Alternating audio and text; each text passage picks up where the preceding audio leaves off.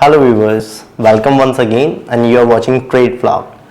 In today's conversation, we have a very special guest with us. Someone who has made a very profound impact in the field of mental health and addiction. She is a survivor and thriver with a humanitarian heart. We are talking about Michele Lafemina.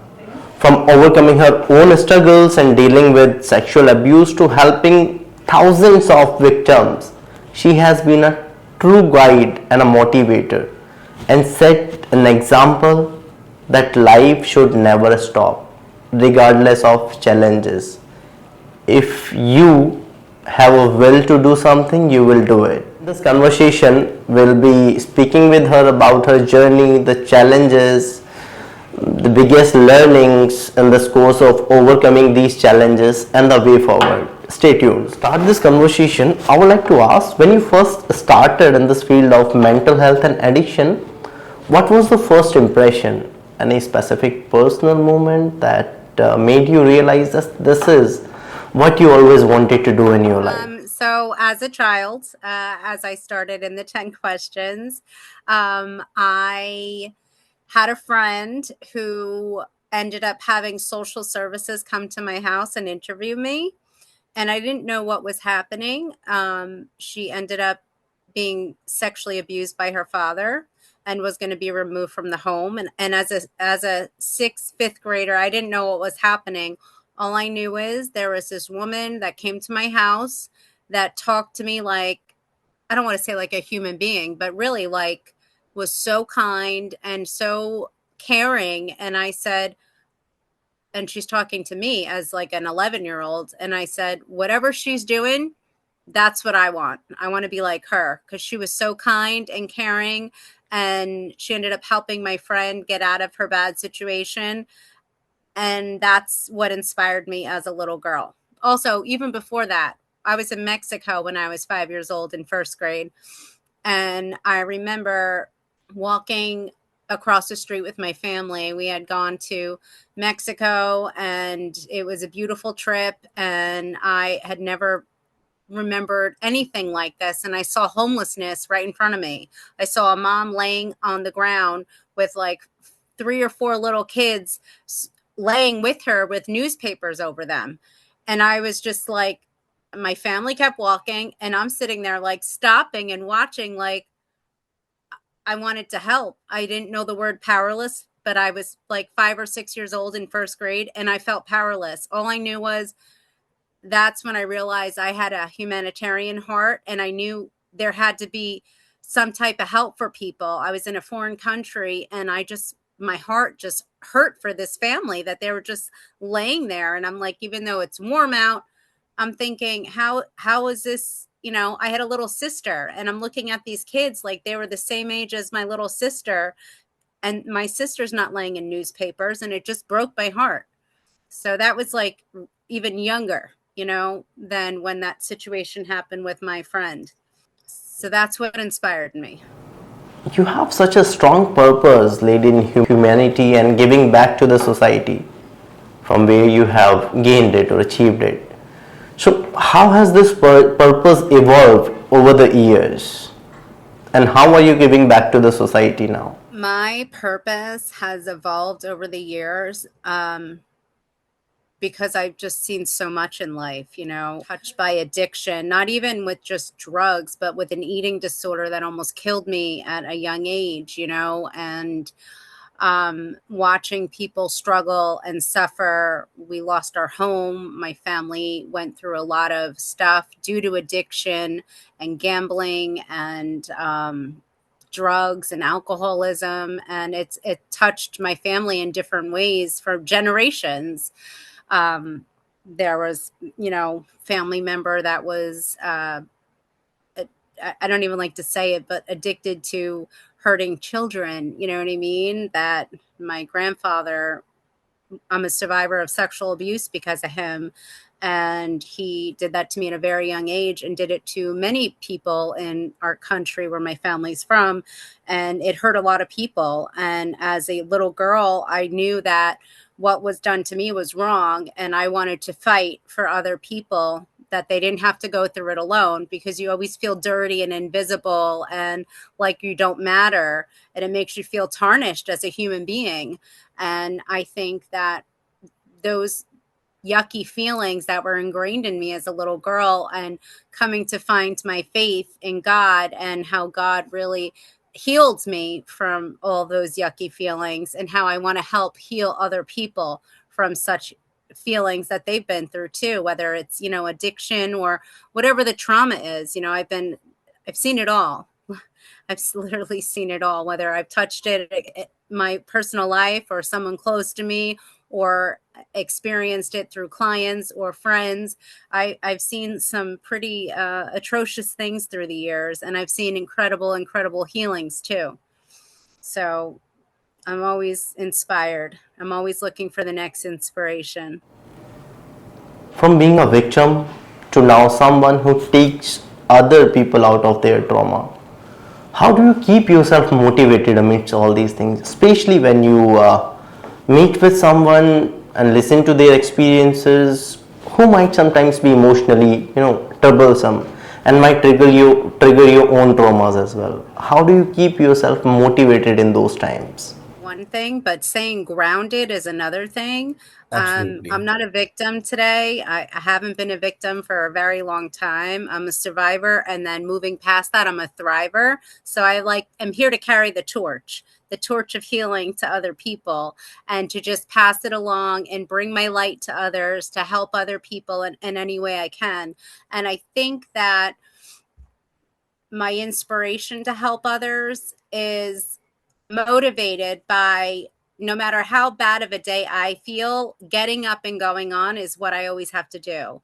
I'm able to, I'll lay in my bed and decompress. I'll put all the blankets on me, and I'll just let it go through. I'll pray, I'll meditate, I'll go to church, I'll sing, I'll praise music, whatever I need to do to get me out of that negative spot, because I know that God has me here for a reason, to be a light to others. So if my light is feeling dim, I know I need to dip into the Michelle bucket and lift myself back up. And sometimes I can't always do it by myself. That's why I have a therapist. That's why I have a relationship with God. That's why I have wonderful people in my life that I can count on and can reflect things back to me.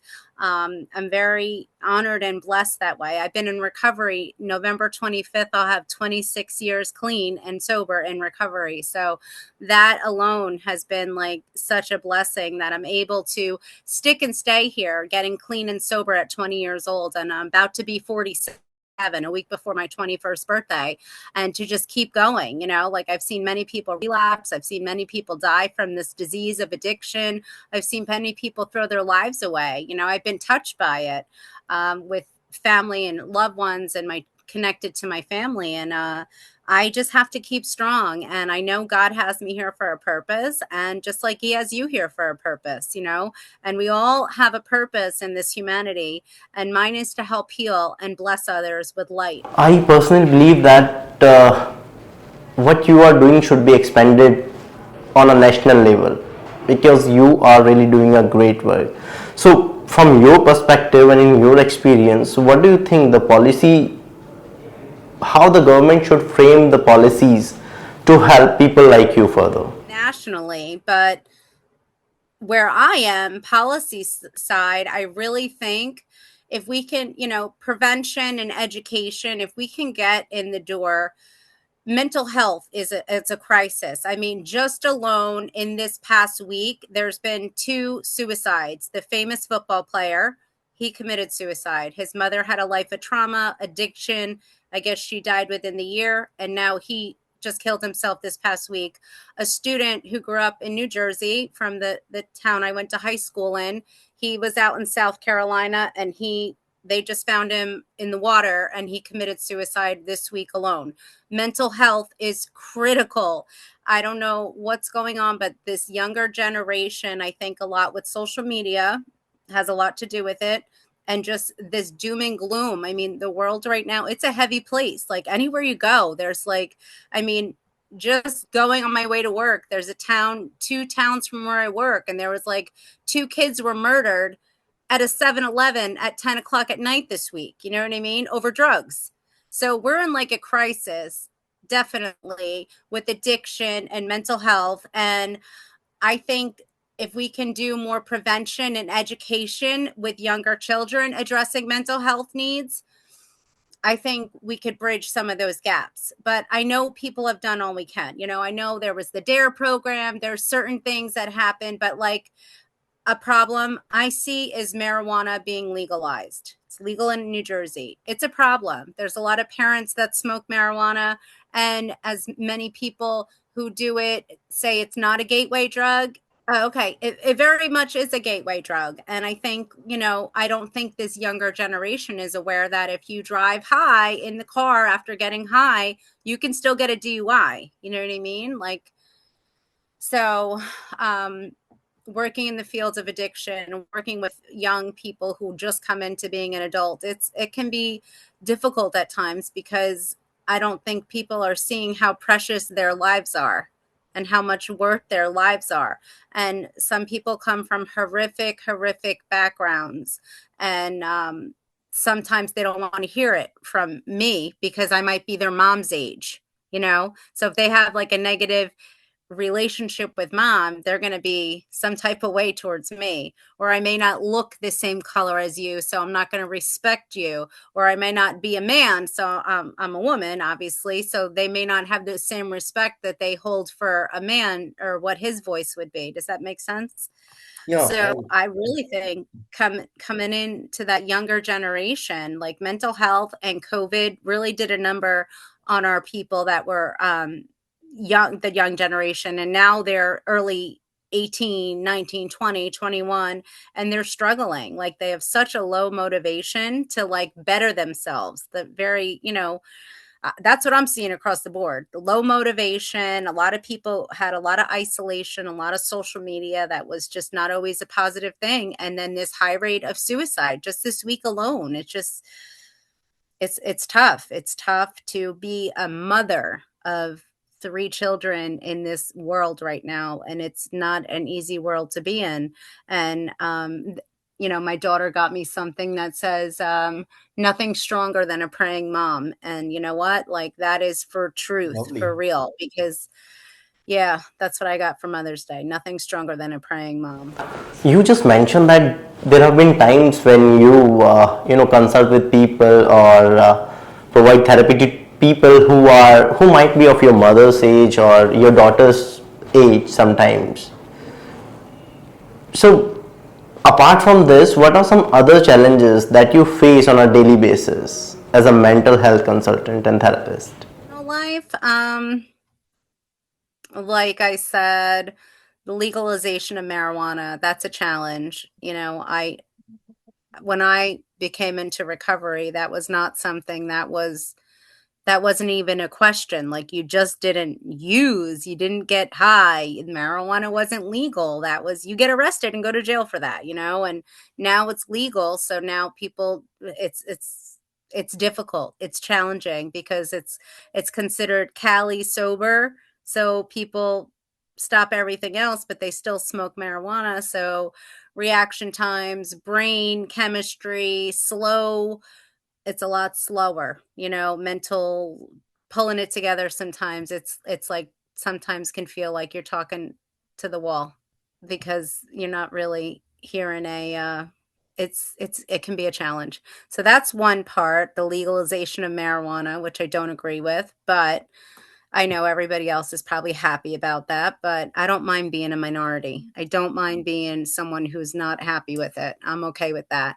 Um, that's one area. Watching people with mental health struggle and not take their medicine. I think that's a struggle too. That can be difficult because it poses not just challenges for the person dealing with them, but it affects everyone around you too. When somebody doesn't take their medicine and doesn't really want to help themselves, like that's the struggle sometimes with mental health is you get certain individuals that really don't want to better themselves or they're comfortable staying stuck. And you can lead the horse to water, you can't make anyone drink it. You know what I mean? You can give them all the coping skills, Absolutely. you can give them all the tools, but if they are not willing and able and ready, you can't force it on anybody, and so it's constant powerlessness, meeting people where they're at. Everyone at the end of the day, we're given free will. We all have choices. And I have to make a choice. Am I going to respond with grace, or am I going to respond with annoyance and anger? And that's not who I like to be. That's who I end up when I come home from work sometimes with my teenagers, but that's not who I want to be at work. I want to do my best to display grace and love, and because at the end of it, it really is all about love, loving Correct. people through things, even when they don't feel either worthy or deserving of love, loving them anyway. What are the top three signs that can help any individual figure out that he or she is undergoing a mental illness? Decompensation of their life. If their life is falling apart, if relationships, social, emotional, behavioral, if they're struggling in certain areas, like, hey, red flag. If they are not getting out of bed, if they're finding a desire, they're losing the joy in their life, if the little simple pleasures, they're not experiencing joy, and like, hey, maybe something's going on. I haven't smiled, I haven't laughed, I haven't done something good, I haven't cooked in a while. Like, I don't want to get out of bed in the morning. I want to just stay in my pajamas. Like, what's a shower anymore? Mental health check. If someone is finding they're excessively worried about something and they keep ruminating on it and they can't seem to let it go, maybe there's some undiagnosed generalized anxiety, or maybe if there's a history of trauma and something happens in the world that triggers something, and then they find themselves staying in bed and they're like, I can't get out of bed, I can't go to work today, I don't want to drive. Maybe they were in a car accident 20 years ago and something just happened and it triggered that trauma response of being in a car accident and being trapped, and now they find themselves, they can't even drive to work, they don't want to leave their house. And we never know what people's baggage, because we all have invisible baggage, like some people have cargo, some people have little tote bags, but we all have something that we carry with us through life, through relationships, on this journey. And it's up to us when we feel safe enough to unpack that stuff. So I think being aware of your mental health condition. How are you doing? Are you functioning? Are you doing all your ADLs, your daily living skills? Are you showing up, showering, brushing your teeth? Have you not brushed your teeth in a week? Are you stopping wearing deodorant? Like, what's going on here? Like, these are little checks that I would say, hey, something more is happening. If you can't stop crying, you watch a Hallmark commercial or like a movie and you're crying in the commercials and you're like, why am I so upset? Why is this upsetting me? Maybe you have some unresolved grief, an anniversary is coming up that you're not really acknowledging, of your dad or whoever. And maybe you need to get in touch with those feelings. The holidays are always tricky too. We have Thanksgiving coming up. Then we go right into my birthday, but then everybody else goes right into whatever, Christmas or Hanukkah or whatever. But usually, as much as there can be a time of joy, they can also be incredibly stressful. The Americans where we are just went through like this food crisis of not getting their food stamps. And like, I am so grateful that the community where I live, well, where I really work, they have all these food pantries, and I've been like printing them out for people because there's so many people that come into treatment and they don't have food, they don't have money, they don't have resources, they need to be connected to all that. So to have those resources taken away from them, it's just like, oh my gosh, people will fight over food, literally. And that becomes like that, like pandemonium, and it sparks a riot of fear. People can get really afraid. How am I going to feed my child? How am I going to get my child formula when everything was just cut me off? I was cut off from everything. It was like a scary week for people that didn't have that. So I know there was a lot of increase of mental health just this past week. And it's not even like, we're not even at the holidays yet. And the fear of, how am I going to feed my family? I have 10 people coming over. How am I going to feed them? I can't afford this. And I think it's beautiful. Like, some of the local stores by me have been putting, like, you could feed your family for under $40 for 10 people. Like, that's unheard of. But a lot of places are doing it because they know what a financial stress it has been to feed your family right now. So previously you talked about the three signs that can help anyone identify whether or not they are undergoing any mental health concern. And now this question is in line to the previous one, perhaps for their loved ones. In such cases, how should they respond to tackle that situation? Okay, let's see how to tackle this, because it's very hard when you see a loved one, you know, they're not on their game and they're having a hard time, and you could say, hey, how are you? And they'll be like, oh, I'm fine. Usually you'll get, I'm fine. And fine is freaked out, insecure, neurotic, and emotional. Okay, that's what fine can be. So you know, if they say I'm fine, you know they're really not fine. You know something's going on. So when someone is like, I'm okay, I'm doing fine, everything's good. And then you say, how's your heart? And then they'll be like, what do you mean, my heart? How have you been feeling in your heart? And that's when maybe a little switch might go off, like, it's been heavy. It's been, oh, well, why is it heavy? I've been feeling this way. My dad's anniversary is coming up. I have this going on. I don't have enough money. We got to pay this. The water heater broke. I'm stressed out. So and so just died, blah, blah, blah. Whatever it is, once you start like probing a little, people will start to talk. And you have to be gentle and compassionate. If you're not up for gentle and compassionate and understanding and caring, don't have the conversation, because you may just end up kicking something up in them that may cause them some fear. And then if they have fear, they may retract and not want to tell anybody if they're feeling judged by you. You know what I mean? So be prepared for the conversation. I know it's hard if you're not a mental health professional to have those difficult conversations, but if you're going to ask the question, be prepared to really listen to what the answers are, and listen to what they don't say too. Like, pay attention to body language, because they could be like, no, I'm fine, everything's fine. And then you see the tears start coming down their face. Like, pay attention. Or you see like they're talking to you and they're like, no, I'm fine. And they're really like shaken or something, or they start fidgeting and like moving things. Like, they're obviously anxious and they do want to talk, but maybe they just feel afraid. And maybe you could just say, hey, it seems like things have been difficult lately. How are you doing? I'm fine. How are you really doing? I know this is a tough time of year for you. Is there anything you want to talk about, or can I help you with anything? How's your mental health been? And they might be like, I'm fine. My mental health is fine. But you can say, well, this is what I've noticed. And then do. You've been flying off the handle. I asked you a question and you're immediately defensive and angry. What's going on? Why are you so defensive and angry? What's going on underneath all that stuff, and kind of ask them that way. Make sense? This would be the last question to this conversation. How can you see the life and the world so differently, since you yourself has gone through the same experiences? So what personally has helped you overcome those challenges? When I was 19, I had a suicide attempt and I wanted to end my life.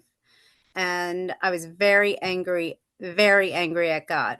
I did not believe in God. I believed when I was a little girl. And then when the sexual abuse happened, it kind of crushed my faith, because I said, God, if you were really there, why did you let that happen to me? And then I went on and I had multiple sexual assaults, rapes, lots of bad stuff happened. And at 19 years old, I had a suicide attempt. And I was like, so mad. My grandfather, a year before, committed suicide, the one that had sexually abused me. And when he committed suicide, I was so angry. I was like, really, I was pissed off, because I had felt as a little girl so mad at him for all those things that happened, that I always in my head wanted to hurt him back. I wanted to hurt him back. So now here he is having committed suicide. And I thought, how could he do that? Like, how could he do that? And I felt like he took more power away from me. And I didn't realize the whole time the power was in me. And I just had to dig deep and find it. And I show you the angel because it all connects to my story. When I was 19, after the suicide attempt, I went to the hospital, and my cousin had her house burned down like within the 2 years, and they had just rebuilt the house. And she came to me and said, I really want you to come to church with me. And I was like, I don't know. And she came to visit me in the hospital, and she was like, come. So Saturday night, I slept at her house, and they had just removed back into their house from when the fire. The only thing that did not burn in that fire was a family white leather Bible. Only thing that didn't burn down. Everything else gone. The leather family Bible that was like super big. Nothing was wrong with it. Wasn't even smelling. Nothing was wrong. That Bible was fine. So months later, year, whatever, I have this attempt. I go to sleep over her house, and I go to bed that night, and she's sleeping in the big bed next to me, and we're in the attic, and I wake up, and it's like 3:00 in the morning. I can't believe I'm sharing this on YouTube. It's so funny. And I hear do do do do, and it sounded like in a Disney movie, like the fairy tale turning the page. And I sit up, and I'm like, what was that? And I looked to the back of the room, and there was this huge angel. And the next morning, I'm going to church. And before I went to bed, I said, God, if you're real, you need to show yourself to me, because I definitely don't believe you. God sent me an 8-foot angel. Angel, humongous, back of the room. I was like, oh my God, everyone is really going to think I'm crazy. So I took the blanket and put it over my head. I'm like, this cannot be real. And then I pull the blanket down, and I look, and I'm just like, oh my God, this is real. So I look at this angel, we make eye contact, and then the angel, it was the first time, I'm telling you, I ever felt love. This love, peace, gentle healing came over my whole body, my whole being. And I knew that no matter what happened from this moment, everything in my life was going to be okay. And this message of love came across so strong. The angel stood up and walked into the closet. And I was like, oh my gosh. I woke up the next morning, and I said to my cousin, as we're getting ready for church, I said, I have to tell you something. You're going to think I'm crazy, but there was this big angel over there in the closet. And she was just like, don't tell me that. You're freaking me out. I go downstairs to breakfast, and it was her sister, where the Bible was found. The room the fire was in, where the white leather Bible was. And I said, Tara, I said, I have to tell you something. I said, I saw an angel last night. She's like, oh yeah, don't worry. She's like, I saw them too. They were sitting on the edge of my bed, flipping through the white leather Bible that should have burned in the fire, and it didn't. So that was like confirmation. I was like, oh my gosh, I went to church that morning. I accepted Jesus. My life changed. All these people put their hands on me, and I left there, and I felt so light, like I was floating on air. And then after that, it was just like, oh my gosh, I have to be perfect. I have to be this perfect person. And I didn't realize that I'm never going to be perfect. Only God is perfect. And I am going to strive and do the best and be the best version of me that I can be, and keep nurturing my light so I can be a light to others. And that's through healing, through prayer, through meditation, through the gifts God's given me to bless and help other people. I have the gift of sight, so I'm able to see things that other people can't see. And I've used that in therapy and sessions with clients, and with clients around the world, with healings I've done. And I've been very blessed that way, to help see things that a lot of people can't see, and help heal people and pull that deep, dark stuff out that they might have lingering inside, and help bring it to the light. And it's been a gift. It really has. Thank you, Ms. Michelle, for such a wonderful conversation and joining us. I must appreciate that, and I must say that this conversation is going to help a lot of our audience, to help them identify the things, and especially their loved ones, to tackle these things before the person reaches you. Thank you so much for this once again.